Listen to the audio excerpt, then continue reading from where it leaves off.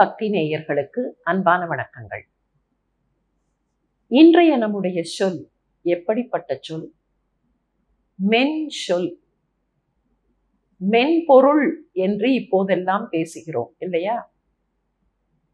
Hardware, software என்கிற போது மென்பொருள் என்று அந்த சாஃப்ட்வேருக்கு சொல்கிறோம். நம்முடைய சொல்லிலேயும் கூட மென்சொல் என்று ஒரு வகைப்பாடு இருக்கிறது. அது என்ன? அது எத்தகைய தகவலாக, எத்தகைய செய்தியாக இருந்தாலும் அதை மென்மையாக சொல்வது, பிறருக்கு புரியும்படியாக சொல்வது, அதுதான் மென்சொல். ராமாயணத்தில் ஒரு காட்சி வரும். ராமன் அவதாரம் என்பதையெல்லாம் விட்டு விடுவோம். மனிதனாக நடந்த ராமன் என்ன செய்தான் என்பதை பார்த்தால் இந்த மென்சொல் என்பதற்கான அளவு நமக்கு புரியும். இளவரசன், ஒரு பெரிய சாம்ராஜ்யத்தின் இளவரசன் தேரிலே வருவான். அப்படி தேரிலே வரும்போது எதிரில் யாராவது நடந்து வருவார்கள். அந்த ஊரிலே இருக்கக்கூடியவர்கள், அந்த நாட்டின் பிரஜைகள், வயதானவர்கள், நடுத்தர வயதை சேர்ந்தவர்கள், பணம் இல்லாத ஏழைகள், அவர்கள் நடந்து வருவார்கள். என்ன செய்வானாம் ராமன்?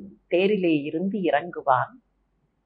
அவர்கள் எதிரில் போய் நின்று அவர்களை வணங்கி, நன்றாக இருக்கிறீர்களா? உங்கள் வீட்டில் உங்கள் பிள்ளை சௌக்கியமா? உங்கள் மகளுடைய திருமணம் நிச்சயம் செய்தீர்களே, எப்போது அந்த திருமணம் என்றெல்லாம் கேட்பானாம்.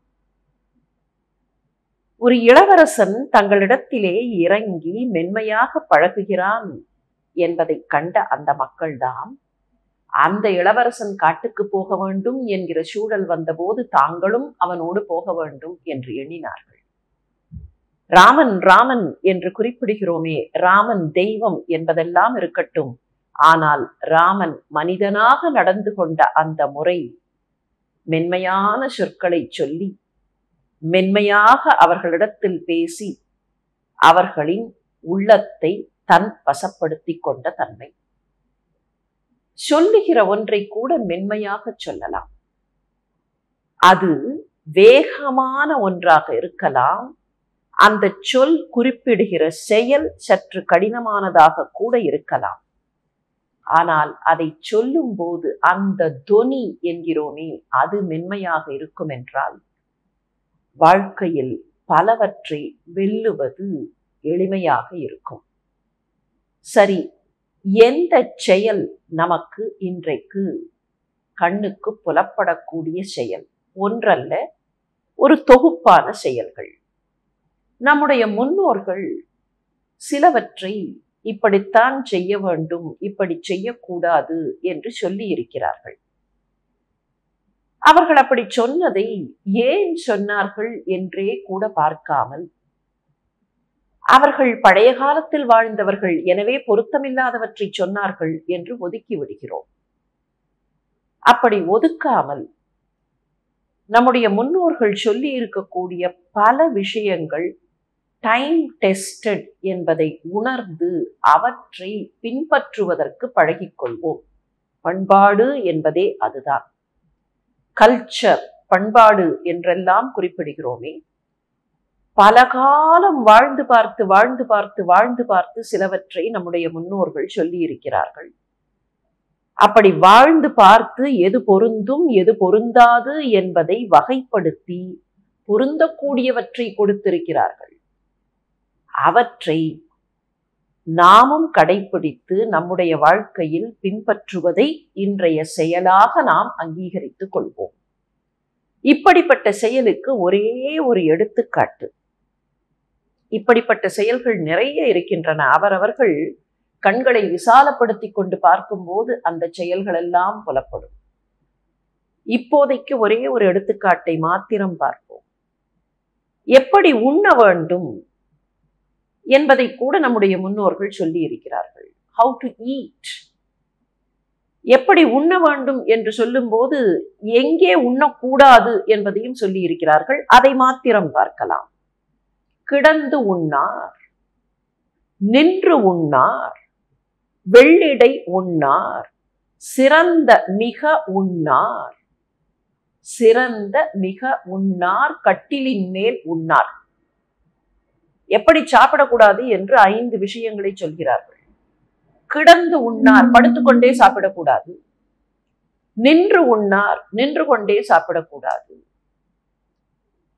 சரி, வெள்ளிடை உண்ணார், வெட்ட வெளியில் போய் நின்று சாப்பிடக்கூடாது. அடுத்தது என்ன சொன்னார்கள்? சிறந்த மிக உண்ணார். எவ்வளவுதான் சிறந்ததாக இருந்தாலும், எவ்வளவுதான் நல்ல பொருளாக இருந்தாலும், எவ்வளவுதான் டேஸ்டியாக இருந்தாலும் அதை அதிகமாக சாப்பிடக்கூடாது. கட்டிலின் மேல் உண்ணார், கட்டிலில் அமர்ந்து உண்ணக்கூடாது. நமக்கு இதெல்லாம் வேடிக்கையாக தெரியலாம், எண்ணி பார்க்கலாமா?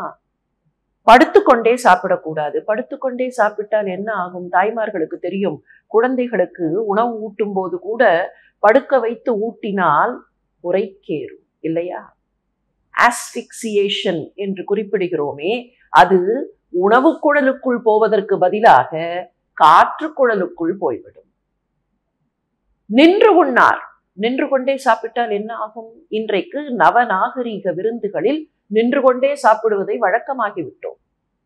ஆனால் நின்று கொண்டே சாப்பிடும் போது நமக்கே தெரியும், ஒரு கையில் பிடித்துக்கொண்டு ஒரு கையால் சாப்பிடும் போது பேலன்ஸ் இல்லை, கீழே சிந்துகிறது, சட்டையில் விழுகிறது, இப்படியே பார்த்து கொண்டு சாப்பிட வேண்டி இருக்கிறது, கழுத்து வலிக்கிறது, சரி இப்படி நிமிர்ந்தால் எங்கேயோ கொட்டி விடுகிறது, தட்டு சரிகிறது, எத்தனை சிக்கல்கள்.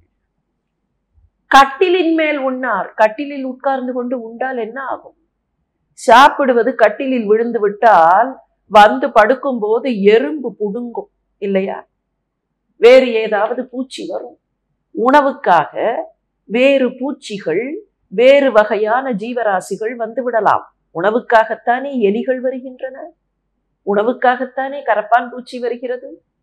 இவையெல்லாம் வரக்கூடாது, இவையெல்லாம் இல்லாமல் அந்த இடம் தூய்மையாக இருக்க வேண்டும் என்றால் அதற்கு என்ன வழி? கட்டிலின் மேல் உண்ணார். ஏதோ ஒரு நொறுக்கு தீனி கட்டிலின் மீது உட்கார்ந்து சாப்பிட்டால் படுக்கும் போது அது உறுத்தும். எவ்வளவு பிராக்டிக்கலாக நம்முடைய பெரியவர்கள் எண்ணி பார்த்து ஏதோ ஒரு விளக்கத்தை சொல்லுவது போல கிடந்துண்ணார், நின்றுண்ணார், வெள்ளிடை உண்ணார், கட்டிலின் மேல் உண்ணார். அது ஏன் வெள்ளிடை உண்ணார்? வெட்ட வெளியில் போய் நின்று சாப்பிட்டால் என்ன ஆகும்? காற்றடிக்கும், காற்றில் வருகிற தூசியெல்லாம் அதில் விடும். எவ்வளவு டைம் டெஸ்டடாக சொல்லி இருக்கிறார்கள். சிறந்த மிக உண்ணார், எவ்வளவுதான் நல்லதாக இருந்தாலும் அளவுக்கு அதிகமாக அது வேண்டாம். எவ்வளவு தேவையோ அவ்வளவு தேவை. மாடரேஷன் இன் லைஃப் என்கிறோமே, அதை உணவின் வழியாக நம்முடைய பெரியவர்கள் ஊட்டினார்கள். எனவேதான் நம்முடைய பெரியவர்கள் காலம் காலமாக சொல்லி இருப்பது, அவர்கள் பழம் பஞ்சாங்கங்கள் இல்லை, அவர்கள் வாழ்ந்து பார்த்து அந்த வாழ்க்கையின் அனுபவத்தை சொன்னார்கள். இன்றைக்கு சொல்லுகிறோம் இல்லையா, எக்ஸ்பீரியன்ஷியல் லேர்னிங் என்று. இந்த எக்ஸ்பீரியன்ஷியல் லேர்னிங் தான் நமக்கு நம்முடைய பெரியவர்களால் பண்பாடாக கொடுக்கப்பட்டிருக்கிறது. எனவே அந்த பண்பாட்டை எண்ணி பார்ப்பதை நம்முடைய இன்றைய செயலாக ஏற்றுக்கொள்வோமா? சரி, என்ன ஸ்லோகத்தை பார்க்கலாம்? ஒரு அழகான பாடல் நினைவுக்கு வருகிறது. சுட்டாலும் பால் சுவையில் குன்றாது, அளவளாவி நட்டாலும் நண்பல்லார் நண்பல்லர், கெட்டாலும் மேன்மக்கள் மேன்மக்களே, சங்கு சுட்டாலும் வெண்மை தரும். இந்த பாடலின் ஒவ்வொரு வரியையும் பார்க்க வேண்டிய அவசியம் இல்லை. எவ்வளவுதான் பாலை காய்ச்சினாலும் பால் சுவையாகத்தான் இருக்கும். சங்கு அதை நெருப்பில் இட்டு சுட்டாலும் அது வெண்மையாகத்தான் இருக்கும். நல்லவர்கள் இல்லாதவர்கள் அவர்களிடத்தில் எவ்வளவுதான் நட்பு காட்டினாலும் அவர்கள் அப்படித்தான் இருப்பார்கள். ஆனால் எவ்வளவுதான் கெட்டாலும், எவ்வளவுதான் வறிய சூழல் வந்தாலும் மேன்மக்கள் மேன்மக்களாகத்தான் இருப்பார்கள். தங்களுக்கே தீங்கிழைத்தாலும் கூட இல்லை, போனால் போகிறது என்று மன்னிக்கிறார்களே, அப்படிப்பட்ட மேன்மக்கள்.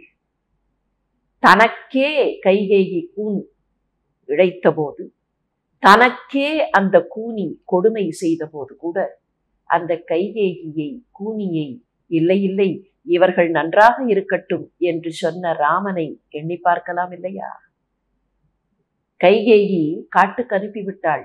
ஆனால் காட்டுக்கு போய் 14 ஆண்டுகள் முடிகிற தருவாயில் ராமன் கேட்டது என்ன தெரியுமா?